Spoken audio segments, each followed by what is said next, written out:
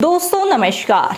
स्मृति ईरानी अमेठी में कांग्रेस से हारने के बाद, क्योंकि काफी हॉट सीट वहां पर थी अमेठी में, उसके बाद कहीं गायब सी हो गई थी, लेकिन अब फिर से हरियाणा चुनाव में वो दिखाई दी हैं और उन्होंने कांग्रेस को ऐसा चैलेंज किया है जिसने खुद की उनकी पार्टी यानी कि भारतीय जनता पार्टी के लिए एक और नैरेटिव सेट कर दिया है कि भाजपा मान चुकी है कि हरियाणा में वो हार रही है। जी हाँ, ऐसा हम क्यों कह रहे हैं बकायदा आपको बताएंगे। उससे पहले आपको ये बता दें कि कुमारी सैलजा के नाम पर जो बड़ी पैरवी करने उतरी थी बीजेपी, उसका मुंहतोड़ जवाब नेता प्रतिपक्ष राहुल गांधी ने अपनी जो यात्रा थी हरियाणा में उसमें दिखाया। एक ही मंच पर एक साथ भूपेंद्र सिंह हुड्डा और कुमारी सैलजा के हाथ मिलाते हुए विपक्ष को ये संदेश दे दिया। ये वीडियो क्लिप भी आप स्क्रीन पर देख पा रहे होंगे कि किस प्रकार से उन्होंने ये संकेत दे दिया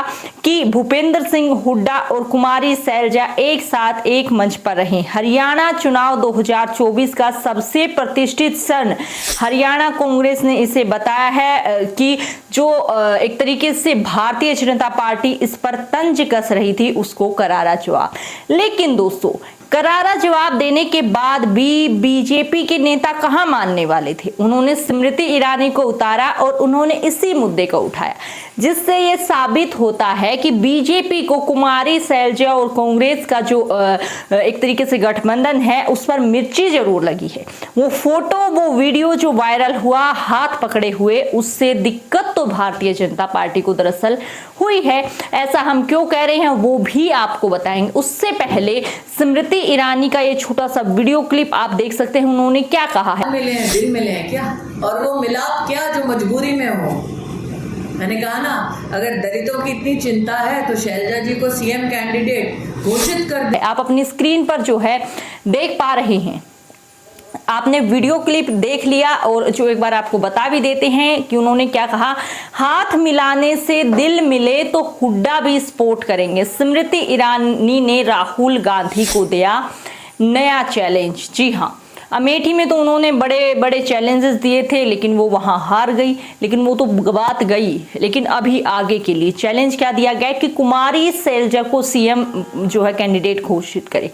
तो सबसे पहला सवाल यहाँ, क्या बीजेपी मान चुकी है कि हरियाणा में कांग्रेस की सरकार बन रही है और इसलिए वो मांग कर रही है कि कुमारी सैलजा को सीएम बनाया जाए? दूसरी बात कि बीजेपी, और जैसे बीजेपी छोड़िए, आप कोई भी विपक्षी पार्टी है, सबकी अपनी रणनीति है, सबका अपना तालमेल है, सबकी अपनी जो है चीजें हैं। तो उस पर स्मृति ईरानी कौन होती है ये ऐसा चैलेंज देने वाली कि कुमारी सैलजा को जो है सीएम बनाए?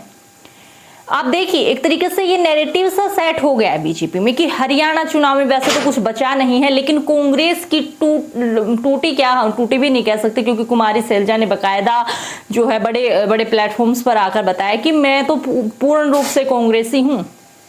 तो ऐसी परिस्थिति में तो साफ दिखाई दे रहा है कि अगर कोई नेता जो है कांग्रेस का नहीं भी दिखाई दिया किसी कारणवश प्रचार में, जो हालांकि अब तो एक हफ्ते से बिल्कुल दिखाई दे रही है राहुल गांधी और प्रियंका गांधी के साथ कुमारी सैलजा, और बकायदा उन्होंने क्लियर भी कर दिया कि मैं कांग्रेस के साथ हूं।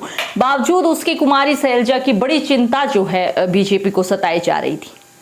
अब इसको लेकर जो है बाकी तो वैसे तो सबने ही पूरी चुटकियां बीजेपी की ली, लेकिन रवीश कुमार ने क्या कहा वो इंपॉर्टेंट है, वो आपको दिखाते। मशहूर पत्रकार रवीश कुमार ने इस पर कहा है कि बीजेपी सैलजा के लिए चुनाव लड़ रही है। पहले कांग्रेस को तोड़कर अपनी सरकार बनाती रही और अब जो है कांग्रेस में मुख्यमंत्री कौन बने इसका प्रचार कर रही हैं। अब अगर भूपेंद्र सिंह हुड्डा नितिन गडकरी को प्रधानमंत्री बनाने की मांग करने लग जाए, तब जिन्हें जाने कौन ऑफर दे रहा था कि फिर भी प्रधानमंत्री नहीं बन रही, पूरा जीवन एक ही मंत्रालय के मंत्री बने रह गई, उनकी राजनीति की सड़क कहीं पहुंची नहीं, बनती रही और टूटती रही। रवीश कुमार ने एक ऐसा जो है करारा जवाब यहाँ पर स्मृति ईरानी के इस बयान पर दिया कि भाई कांग्रेस की में कौन सीएम बन रहा है, इस चीज को लेकर प्रचार करेगी क्या भाजपा? खुद का तो पता नहीं, कहीं अनिल विज तो कहीं कोई 4 से 5 बयान वैसे बीजेपी में आ रखे हैं कि भाई हमें प्रधानमंत्री हमें जो है मुख्यमंत्री बनने का मौका दें हमारी पार्टी आला कमान। यानी कि खुद की पार्टी में ऐसा हाल हो चुका है। लेकिन चिंता किसकी सताई जा रही है?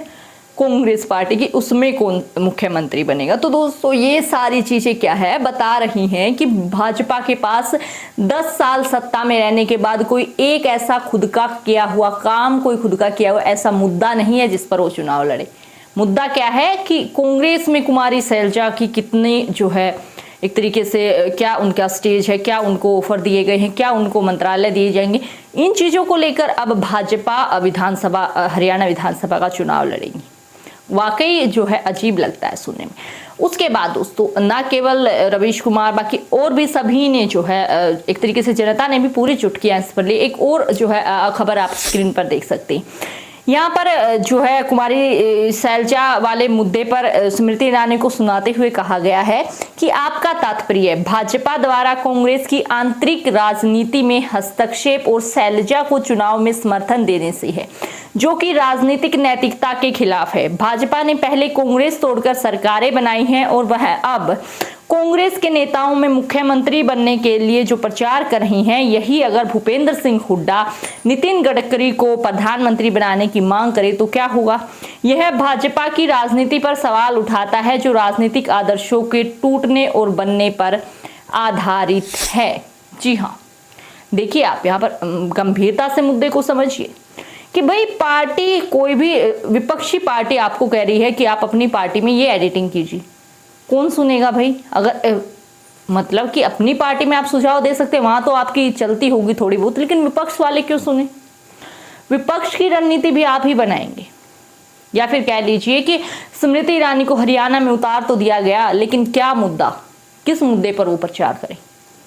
या फिर भाजपा अब ऐसी जो है अपनी स्थिति हरियाणा में बना चुके हैं, ठीक हो तो अभी 2-3 दिन ही प्रचार चलेगा, क्योंकि 5 अक्टूबर को वहां तो चुनाव है, 4 को प्रचार बंद हो जाएगा। तो अभी 2-3 दिन पहले तक सिर्फ इन्हीं मुद्दों पर भाजपा अटकी हुई है कि भाई कांग्रेस में कौन सीएम बनेगा, खुद की पार्टी में कौन सीएम बना, कौन बदला, कौन का क्या कहाँ गया, कौन सीएम बनने की जो है अपनी पैरवी लगाए बैठा है, या फिर जो चीजें चल रही है। पीछे कल खबर आई थी कि 8 जो है नेताओं को सस्पेंड भाजपा ने कर दिया। इन मुद्दों को छोड़कर, या फिर जनता के लिए वो आगे अगर उनकी सरकार आई तो क्या कुछ करेंगे, उन मुद्दों को छोड़कर भाजपा का मेन नैरेटिव क्या बन गया है कि कांग्रेस क्या करेगी अभी, क्योंकि उन्होंने वो मान चुके हैं एक तरीके से कि कांग्रेस ही सत्ता में आ रही है और भूपेंद्र सिंह हुड्डा सीएम ना बनकर कुमारी शैलजा को जो है बनाया जाए। और इसमें देखिए आप 1% भी कहां से आपको इनका फायदा लग रहा है। मान लिया जाए कि कुमारी शैलजा के अपमान को लेकर ऐसा जनता में वो ऐसा प्रोस्पेक्टिव सेट कर भी देती है, तो कुमारी शैलजा को तो और भर भर के वोट देंगे लोग। और दूसरी तरफ कुमारी शैलजा बिल्कुल क्लीन एंड क्लियर शब्दावली में कह चुकी हैं कि भाई मैं तो पक्की कांग्रेसी हूं। तो फिर एक तरीके से फिर से जो है भाजपा नेता क्या कर रहे हैं, अपने पैरों पर कुल्हाड़ी मारे, यानी कि फिर से कांग्रेस को जिससे फायदा है वही काम कर रही है, क्योंकि अब और कोई तो काम उनके पास बचा नहीं है, सिर्फ जो है ऐसे नैरेटिव सेट करने के अलावा। स्मृति ईरानी को अमेठी हार के बाद खूब जो है एक तरीके से बताया गया था बाकायदा कि किस प्रकार के चैलेंजेस आज आप करती नजर आई थी, और बाकायदा कांग्रेस ने करारा और मुंह तोड़ जवाब दिया। और अब भी हरियाणा में ऐसा होने जा रहा है दोस्तों, क्योंकि हरियाणा में भी हालांकि हम कह सकते हैं कि बीजेपी ये मानकर चल रही है कि सरकार हरियाणा में कांग्रेस की बन रही है, तो ऐसी परिस्थिति में उनको चिंता है कि कुमारी शैलजा को जो है सीएम बनाया जाए। इस मुद्दे पर आगे भी चर्चा करनी है। तो क्या है आपकी इस पूरे मामले पर राय, और स्मृति ईरानी और बीजेपी पार्टी के नैरेटिव सिस्टम पर आपका क्या कहना, हमारे साथ कमेंट बॉक्स में जरूर से शेयर करें। वीडियो को अगर पसंद आए तो लाइक शेयर, चैनल को सब्सक्राइब करें। जय हिंद, जय भारत।